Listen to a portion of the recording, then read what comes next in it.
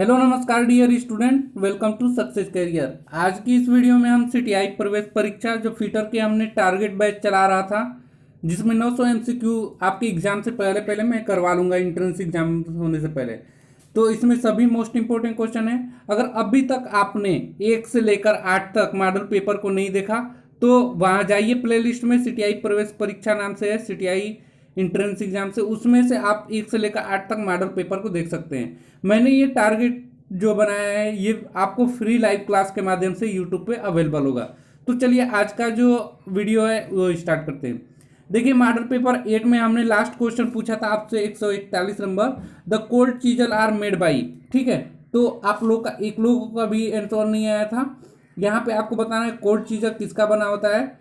तो मैं बता दूं, जो कोल्ड चीजल होता है वो किसका बना होता है, फोर्जिंग का बना होता है। नेक्स्ट क्वेश्चन पे आप चलते हैं हम। 142 नंबर दिया है, 142 number question, general composition of high speed steel cutting tool is in the ratio of 18:4:1 in the this ratio 18 refers to. ठीक है, तो हाई कार्बन स्टील में, ठीक है, हाई कार्बन स्टील में जो 18:4:1 में मिलाया जाता है, तो देखिए सबसे ज़्यादा इसमें क्रोमियम होता है। 18 जो रिफर करता है क्रोमियम को, और 4 जो रिफर कर रहा है वो कार्बन को रिफर करता है, और एक अदर मटेरियल को रिफर करता है। ठीक है, तो इस प्रकार ये वीडियो बहुत ही इंपॉर्टेंट है। तो करेक्ट आंसर क्या हो जाएगा, 1 हो जाएगा। नेक्स्ट क्वेश्चन पे बढ़ते हैं। 143 नंबर दिया है, the function of steady rest in the lathe machine is. ठीक है, यानी कि लेथ मशीन में स्टेडी रेस्ट का कार्य है, क्या कार्य है वो बताना है। तो देखिए, जो स्टेडी रेट का कार्य होता है to preventing the bending of long shaft due to the cutting force, यानी कि कटिंग फोर्स के कारण लंबी शाफ्ट को मुड़ने से रोकता है।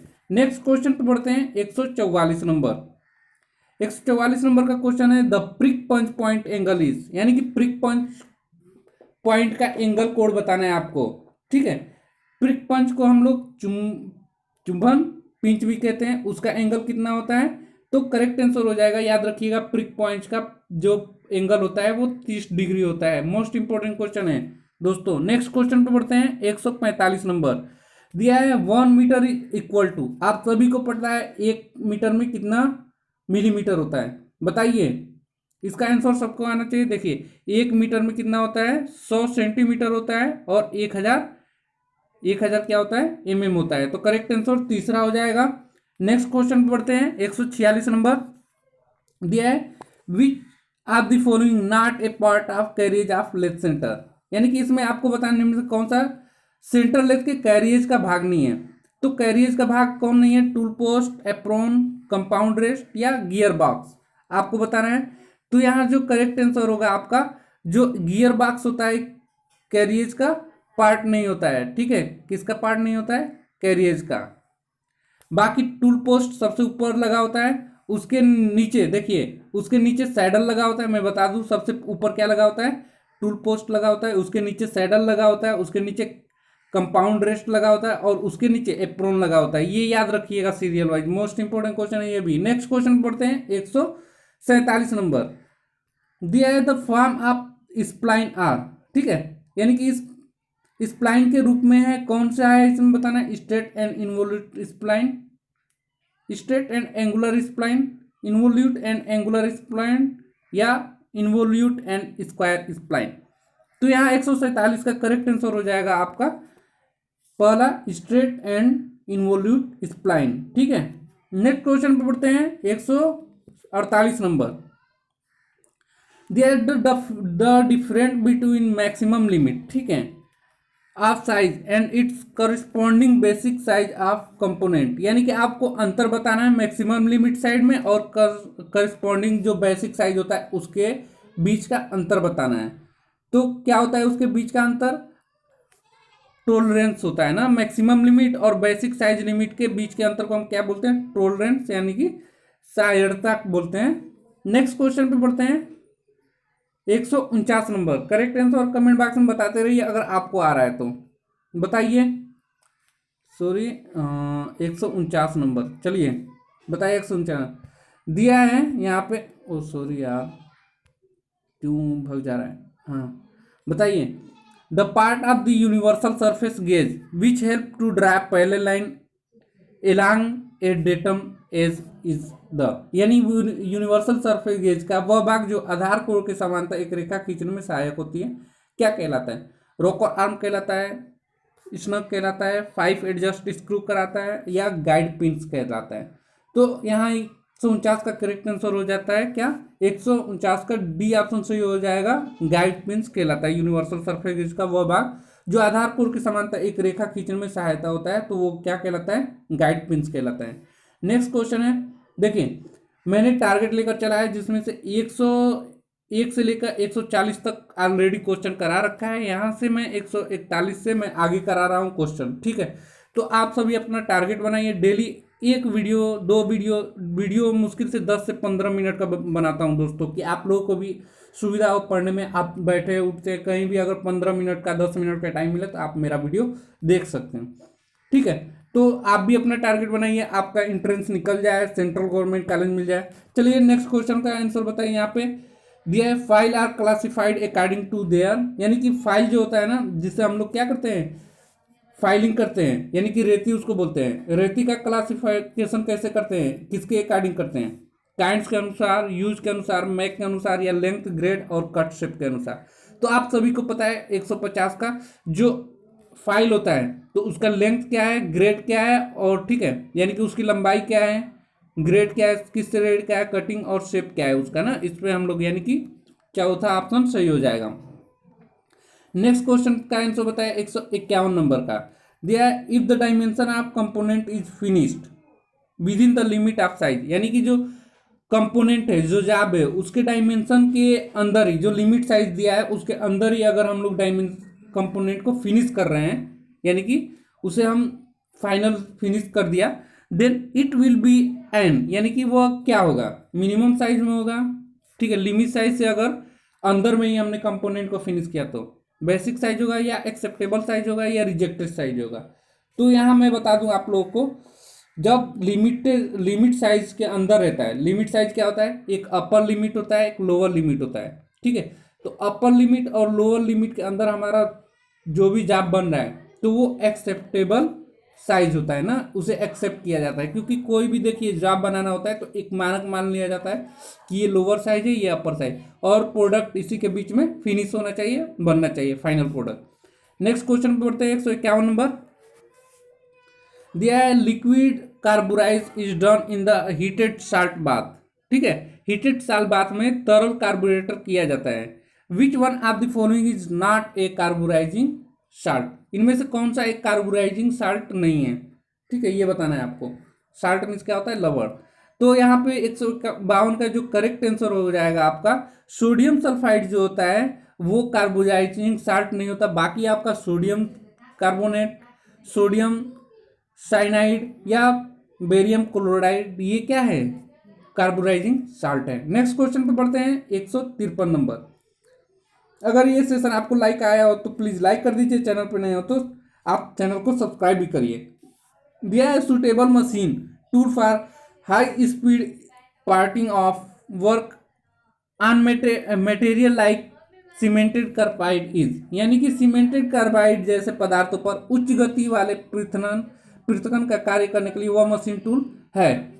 Do all machine, heavy duty power सा, या कटिंग ऑफ मशीन, या मिलिंग मशीन, स्लिटिंग सा। तो यहाँ करेक्ट जो आंसर हो जाएगा वो करेक्ट आंसर आपका सी पार्ट होगा, यानी कि cutting of machine. Next question पे बढ़ते हैं, 154 नंबर। आप सभी के कमेंट बॉक्स में आंसर आना चाहिए इसका।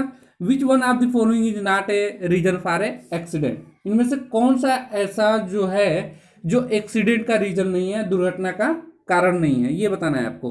अनअवेयर ऑफ डेंजर, यानी कि जोखिम के बारे में जानकारी ना होना, ये एक्सीडेंट का रीजन नहीं है।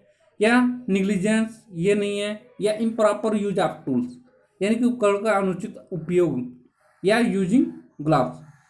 तो देखिए जो एक्सीडेंट का कारण नहीं है वो यूजिंग ग्लव्स करेक्ट आंसर हो जाएगा यहाँ 154 का, क्योंकि हम ग्लव्स पहनते हैं अपनी सेफ्टी के लिए, एक्सीडेंट से बचने के लिए। बाकी क्या है, हम अगर अनअवेयर हैं आप डेंजर चीज़ों से अनअवेयर है, जैसे मुझे किसी चीज़ का ज्ञान ही नहीं है, अगर बिजली का खतरा का जो निशान बना होता है उसका ज्ञान नहीं है, तो जो सिंबल लगे होते हैं तो उससे क्या होगा, तो ये तो एक्सीडेंट का कारण है ना। निग्लिजेंस यानी कि उपेक्षा, ये भी है। इम्प्रॉपर टूल्स, टूल्स का प्रयोग का पता ही नहीं है कौन से कहाँ पे टूल्स यूज होगा, तो भी एक्सीडेंट हो सकता है।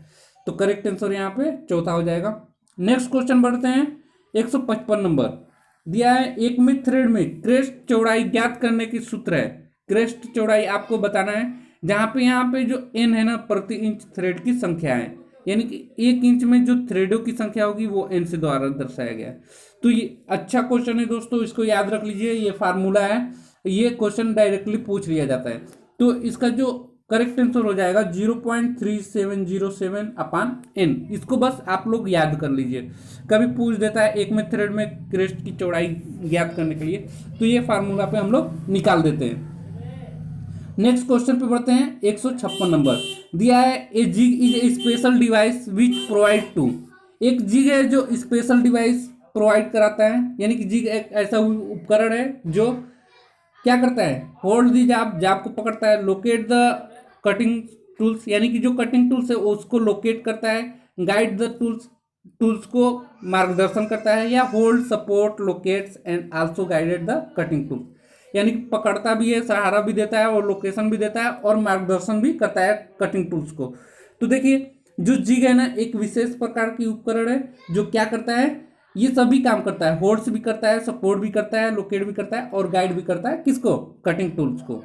नेक्स्ट क्वेश्चन पे बढ़ते हैं। 157 नंबर दिया है, द जिग, यानी कि जो जिग है, which does not have base but can be set over the job to be drill is called, यानी कि ऐसी जिग जिसमें बेस नहीं होता लेकिन ड्रिल किए जाने वाली जाब पर सेट किया जा सकता है, कहलाता है। कौन सा जिग कहलाता है वो, बॉक्स जिग या सैंडविच जिग या चैनल जिग या ट्रूनिंग जिग। तो यहाँ करेक्ट जो आंसर हो जाएगा 157 का आपका सी पार्ट हो जाएगा, चैनल जिग कहलाता है ना, करेक्ट आंसर। नेक्स्ट क्वेश्चन पे 158 पे बढ़ते हैं। दिया है, which one of the following statement indicate the principle following in turning paper, यानी कि इनमें से कौन सा जो स्टेटमेंट है वो टर्निंग पेपर को क्या करता है, सिद्धांत को समझाता है। By offset the tail stock, tail stock को ऑफसेट करके, ऑफसेट क्या होता है कि सेंटर से हटाकर दूसरी तरफ सेट करना ही ना। यहाँ पे देख लीजिए इनमें से कौन सा तथ्य टेल स्टॉक की ऑफसेटिंग द्वारा पेपर की टर्निंग में अपनाए जाने वाले सिद्धांत को संकेत करता है। तो यहाँ करेक्ट जो आंसर मैं बता दूं, क्योंकि देखिए जो the work axis is kept out of alignment with the lathe axis and the tool movement are parallel to the lathe axis. यहाँ पे कह रहा है जो वर्क एक्सिस है वो रखा जाता है, सॉरी, जो वर्क एक्सिस है उसको क्या किया जाता है, रखा जाता है केप्ट आउट अलाइनमेंट में रखा जाता है वर्क एक्सिस को, और जो लेथ एक्सिस है और टूल की मूवमेंट और लेथ की एक्सिस है पैरेलल रखा जाता है और थोड़ा सा अपसेट कर दिया जाता है। तो करेक्ट आंसर हमारा क्या हो जाएगा, पहला हो जाएगा। नेक्स्ट क्वेश्चन बढ़ते हैं। 159 दिया है, शाफ्ट जाज और vice clamp are use in the vice to hold, यानी कि दिया है वाइस में कोबल जबड़े या वाइस क्लैंप को पकड़ने के लिए प्रयुक्त होता है, कौन सा, कठोर कार्य के लिए, ठीक है, या भारी कार्य के लिए, या तैयार कार्य के लिए, या ढली हुई कार्य के लिए। तो ये 159 का करेक्ट जो आंसर हो जाएगा तैयार कार्य के लिए। शाफ्ट जो जबड़े होते हैं, कोमल जबड़े ना, क्लैंप जो होता है शाफ्ट क्लैंप का तैयार कार्य को हम लोग करने के लिए करते हैं। नेक्स्ट क्वेश्चन है 160, इसका करेक्ट आंसर बताइए। दिया है, the narrow and thin part of file, यानी कि जो फाइल है उसके नैरो यानी कि संकरा और पतले जो भाग होता है, विच फिट इनटू द हैंडल, जो हैंडल में क्या होता है, फिट होता है, उसको क्या कहते हैं। फाइल के ऐसा नैरो या पतला वाला भाग जो हैंडल के अंदर फिट होता है उसको क्या कहते हैं, आपको बताना है। तो आप सभी को करेक्ट आंसर इसका पता होना चाहिए, क्या कहलाता है वो, टैंक कहलाता है। क्या कहलाता है, टैंक कहलाता है। आज की वीडियो का लास्ट क्वेश्चन जो आपको कमेंट बॉक्स में बताने हैं, इसका आंसर आपको अगले वीडियो में मिल जाएगा, अगर आपको नहीं आएगा तो बताइए इसका करेक्ट आंसर, सभी को कमेंट में बताना है। दिया है, which type of centre having more life compare to the other centre, निम्न से किस प्रकार के सेंटर अन्य की तुलना में अधिक अस्थायी होती है। तो आपको बताना है टिप सेंटर, बाल सेंटर, हाफ सेंटर और रिवॉल्विंग सेंटर में कौन सा करेक्ट आंसर होगा अपना कमेंट बॉक्स में दीजिए। और ये सेशन अगर आपको पसंद आया हो तो प्लीज़ लाइक करिए दोस्तों, और चैनल पे नए होंगे तो प्लीज़ सब्सक्राइब भी इस चैनल को करिए और अपने स्टडी ग्रुप में दोस्तों के साथ शेयर करिए। Okay, thanks for watching this.